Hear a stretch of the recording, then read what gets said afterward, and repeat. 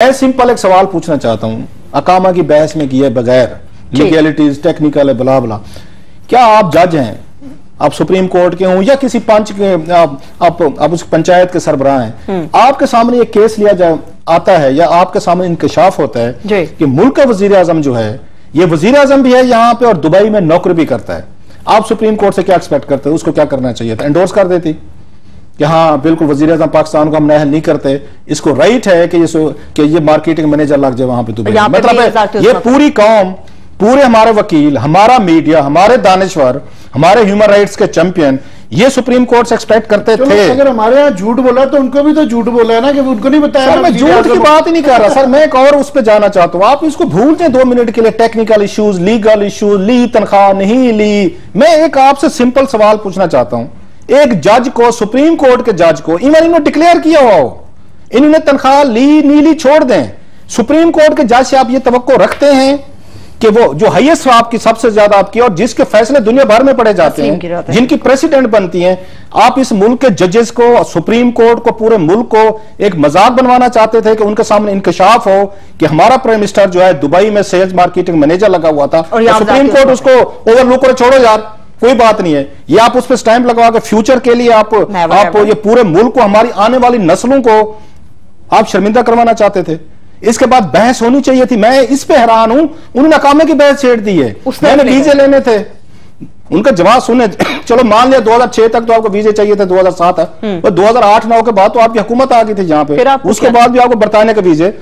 कोई एक बंदा मुझे आके, जो बड़े बड़े जुगादरी हैं, ये कह दे किसी टीवी पे, मेरे मुंह पे कह दे, मैं मदद कर लूंगा कि जी बिल्कुल कि इस मुल्क के वजीर आजम को दुबई में सेल्स मार्केटिंग मैनेजर की वहां नौकरी करने की इजाजत होनी चाहिए, मैं सर जी अपनी शिकस्त मान लूंगा। ये जो जजेस को कह रहे हैं ना, एक बंदा ले आए, कोई एक जज ले आए जो कि हाँ जी ठीक है, कोई खुदा का खौफ रखे, कोई थोड़ा सा कोई बंदे में कोई शर्म हया हमारे अंदर एक तरह की होनी चाहिए कि मुल्क का हाईएस्ट जो आपका ऑफिस हो वो किसी और मुल्क में नौकरी, हमें तो शर्म से डूब मरना चाहिए था। मैं सीरियस कह रहा हूं कि दुनिया हमारे ऊपर हंस रही है इस वक्त। उसकी जरा आपने कल पढ़ी एक्सप्रेस की, उसकी जो स्टोरी थी यूके की, उनकी पढ़ लें, आप उसकी गार्डियन की पढ़ लें, आप उसकी किम बॉर्कर की उसकी किताबें पढ़ लें। मतलब हम मोरालिटी के बिल्कुल उसमें निचले तबके पे जा लगे, हम जानवर हैं, हमारे अंदर कोई सेल्फ रिस्पेक्ट नहीं है, इस मुल्क की नहीं है, इस कौम की नहीं है कि मुल्क का वजीर आजम वहां पे वो नौकरी कर रहा है, दुबई में मुलाजमत करता है और मेरे जैसे तबलची और दानिश्वर कहते हैं जनाब ये कोई बात है जिसपे आपने वजीर आजम को नहल कर दिया, ये कोई बात है?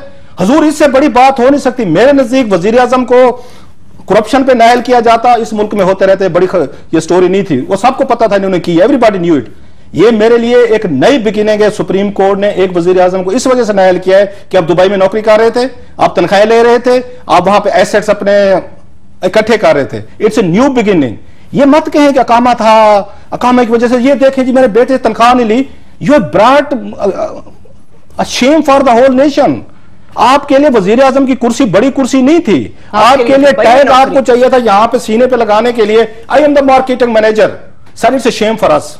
इसलिए ये मत हमें यह कहानियां सुनाए जो यहाँ पे पूरे के पूरे एक तबलचियों का टोला, एक मफाद परस्तों का आके अकामे की बहस छेड़ दी है।